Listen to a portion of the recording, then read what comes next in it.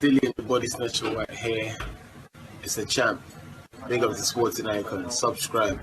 Otherwise, I might pay you guys a visit. These things happen. It's heavyweight boxing. It's what Dillian Whyte said to Eddie Hearn right before he said, let's activate that rematch clause.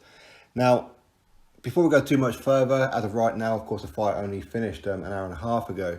And much like with Dillian, every time he fights, every time Tyson Fury fights, Anthony Joshua fight, I miss most of the fights because I can't stand watching in case something happens. Much like today, much like Joshua with Ruiz, and who knows at some point with Tyson Fury, because they're all Brits. And I think people need to remember that when you're laughing and joking and everything about Dillian Whyte. If you're a Brit, okay, cool, you support Joshua or you support Fury, I do too. But Dillian is still a Brit as well. Now, I haven't texted Dillian as of right now, much like I haven't texted Luther Clay as well. I mean, it's one of those things, what do you say, what do you do? That other people ain't saying. You're going to say the same rhetoric time and time again. So I'll probably wait until tomorrow or Monday or something, and I'll send Dillian a text message or give him a call or something, not for the channel or anything like that. And again, for those who may be laughing and whatever else, I mean, Dillian is a real good guy. I know that he plays a character on camera and that at times, but he's actually a really, really nice, good-hearted guy.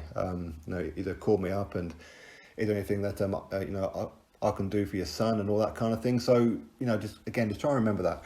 Now, these things happen. It's heavyweight boxing. That's what I said in the post-fight review.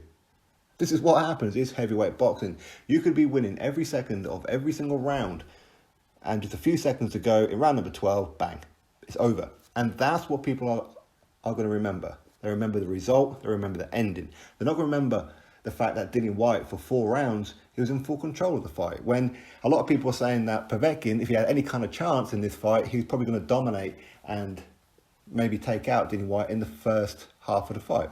Ultimately, that's what happened with the stoppage. But before then, Dillian was controlling the fight. He even dropped Povetkin twice. How many people can say that? Not many. Now, this is the kind of thing that I try to say to the Deontay Wilder fans, but a lot of them, they don't get it. Well, I said, there's no point reaching into your bag of excuses. I'm coming out with things. Okay, so Dillian, he was in control of that fight, 1 punch. Okay, cool. With Wilder, yes, he got battered. But at the end of the day, it's heavyweight boxing. This is what happens. With Anthony Joshua, 1 punch changed the whole direction of that first fight.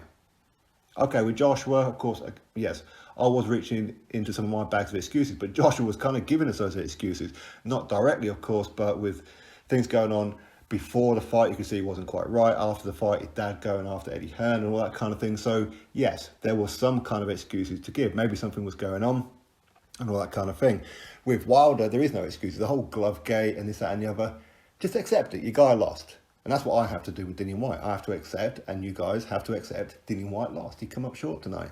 And again, for those of you who are laughing and mocking, and to be honest with you, I thought I would find that more here on YouTube in my comment section. But no, it seems to be complete opposite. People are, even a lot of the Tyson Fury fans who never really rated Dillian Whyte before were saying, oh man, that's unlucky. He's a Brit, they're supporting, blah, blah, blah. But it's on social media. That's kind of where you get some of the cancerous people. And that's tends to be where it is. But it's boxing, man. It's boxing. Dillian Whyte will come back and he'll get him in a rematch. And if he doesn't, hey, you know what? He'll just come back and come back and come back again. I've always said Dillian, at some point he will lose. At some point Joshua will lose. At some point Fury will lose. Plus many, many other people. So it's boxing. What can you do? But the thing is, though, I know some people, they may come out with the whole, well, this happened because Mark Tibbs wasn't in the corner. This happened because he spent 5 months in Portugal and the fight was on, then it was off. The fight was on, then it was off. The whole pandemic, he was out of action, he was rusty. Okay, cool. But so was Povetkin. The last time Povetkin fought was in Saudi on the Joshua Ruiz rematch. Same time Dillian Whyte fought. So we can't really use that as an excuse in that either. There are no real excuses. Dillian got caught with a massive punch. A punch that Povetkin uses quite a lot. And I'm sure Dillian Whyte will look back on that and go, man, I've been training for that punch and he got me. And already I have seen people saying, but Rivas hit Dillian Whyte with a similar punch. Joshua certainly did. Okay, so with Povetkin, it was the left uppercut. With Joshua, it was the right uppercut. these kind of things happen. Maybe Dillian needs to work on his defence with the uppercuts. And listen, it's a fair criticism, of course it is. And Dillian, he will take all that on board, of course he will.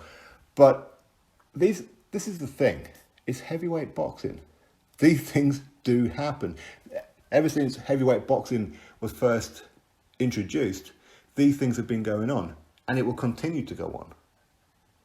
It is how it is. Some people will be ecstatic that Dillian Whyte lost. Some people are going to be gutted.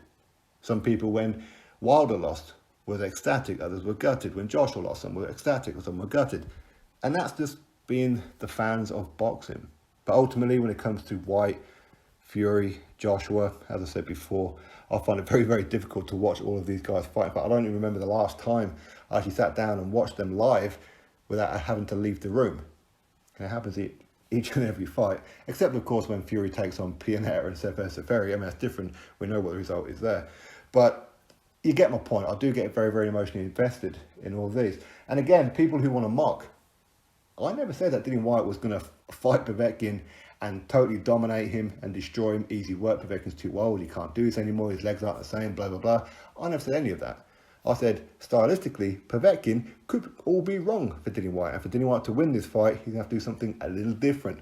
I consistently said that. And yes, I've been having this bad feeling for the past couple of weeks that tonight might not go to plan. And to be honest with you, I think it pretty much started off when Katie Taylor and Delphine Pursoon was announced. I was thinking, oh no, the last time I told these two fought, it got controversial and Joshua got done. I hope this doesn't happen with Dillian Whyte. Well, look, Katie Taylor gets a decision where some people say, Katie Taylor, again, she got gifted a decision. It's a robbery. And look what happened in the main event. Katie Taylor, Delphine Pursoon, stop fighting each other. All right? Simple as that.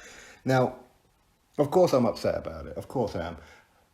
But listen, look where Dillian Whyte come from. Look where Joshua and that come from. Look where Tyson Fury come from. They entered this world without a penny in their pocket. Of course, they had family and that around them, and yes, each one takes their own different path. Some had it harder than others, but neither one of them started off with a head start, did they? All of these guys have done fantastic for British boxing. For boxing in general, let's be honest. Not just these three guys. Of course, there's a whole plethora of fighters who've done this. Of course there is. These guys are not unique in that way. But ultimately, Dillian got paid very, very well. Dillian could retire right now and not have to worry about things, much like Fury could, much like Joshua could, especially Joshua. But the point is, it's a sport. You win some, you lose some. Today wasn't the day. And as I started off with this video, the two people who I really, really wanted to win this fight, Dillian Whyte, Luther Clay, they both got stopped. So it's not a real good day for sporting icons, is it? But again, it's boxing. It's a sport. And this goes back to what I was trying to say about the Deontay Wilder fans. Reaching into the bag of excuses, that there isn't too much point to it. It's not going to change the result. It is what it is. Wilder, he got beat by Fury. Okay, so he got annihilated throughout the whole 7 rounds. And the towel came in. Dillian Whyte, he got caught with a sweet left hook. Well, uppercut really. And it put him out.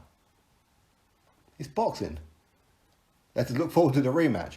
And one kind of bright thing that's come out of this, while the WBC title fight with, say, him versus Tyson Fury or whatever isn't totally derailed, it kind of is at the minute, because obviously he's got to get past Povetkin in the rematch in December. So it could still fall in line for February, March kind of time for whenever the WBC have ordered this title fight for currently the mandatory, because Povetkin's not the mandatory. So currently there is a clear path for Fury and Joshua, which in some ways is a good thing for a lot of fans. But one kind of bright thing about this is that now we have another fight where boxing fans are going to get really interested in. It's all part of the drama, people. That's what it is. It's boxing. Heavyweight boxing at its finest. That's why we love boxing, is it not? We could pick people to win.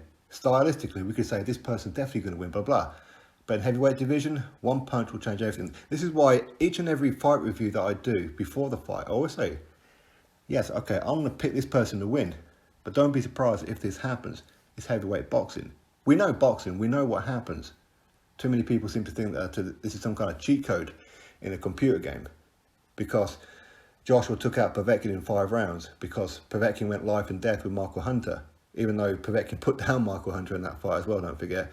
And all these other kind of things that, well, this is a dead cert at Dillian Whyte, because he done better against Joseph Parker after Joshua fought Parker, so therefore Dillian Whyte should do better against Povetkin, because Povetkin's old now.